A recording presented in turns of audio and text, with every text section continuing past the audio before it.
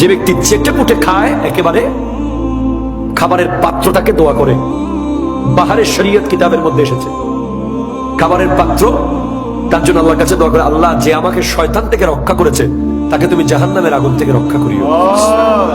আমরা এখন ফ্যাশন বানিয়েছি এক টুকরো রেখে দেওয়া, ফ্যাশন বানিয়েছি দুই টুকরো ফেলে যাওয়া।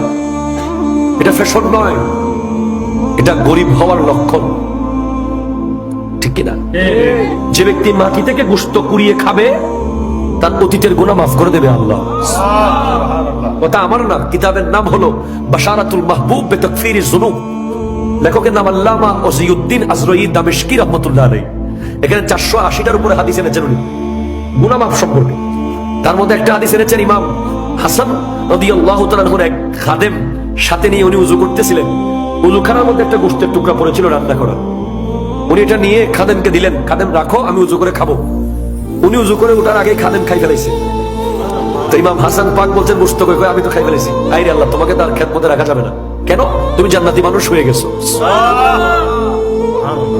মাটি থেকে গোশত তুলে খেয়েছো, আল্লাহ তোমার গুনাহ মাফ করে দিয়েছে।